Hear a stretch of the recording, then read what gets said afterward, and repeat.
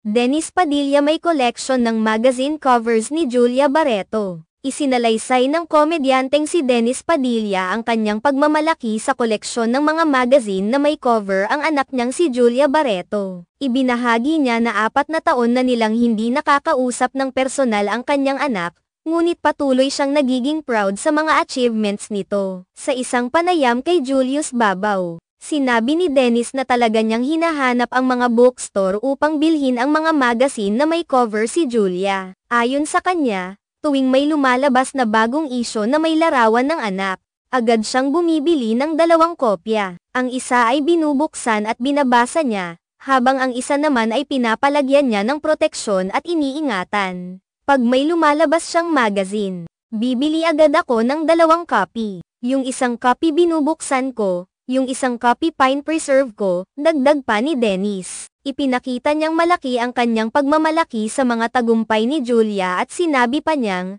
"I'm proud of her.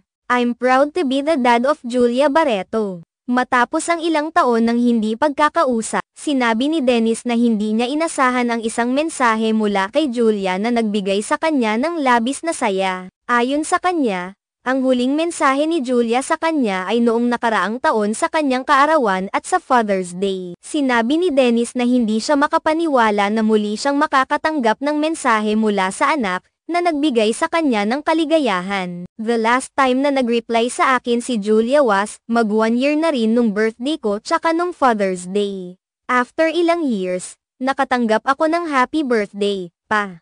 Tapos sumunod yung, happy Father's Day, pa." Ganon, ayon kay Dennis. Ibinahagi niya na ang mga simpleng mensaheng ito ay nagbigay sa kanya ng malalim na kasiyahan, at ito ay isang bagay na hindi matutumbasan ng kahit anong materyal na bagay. "Oo, sobrang saya ko, sa akin, malaking bagay talaga sa akin. Yung happiness na nadudulot nung maikling mga salita na yon. Talagang tagos," dagdag pa ng komedyante, na hindi maitago ang kanyang kaligayahan sa muling pagkakaroon ng ugnayan kay Julia. Ipinakita ni Dennis Padilla ang kanyang pagiging isang ama na patuloy na nagmamahal at nagpapakita ng suporta para sa anak na si Julia, kahit na may mga hindi pagkakaunawaan sa nakaraan. Sa kabila ng kanilang distansya, ang mga simpleng kilos ni Julia, tulad ng mga mensahe ng pag-greet sa kanya, ay nagbigay ng liwanag sa kanyang buhay.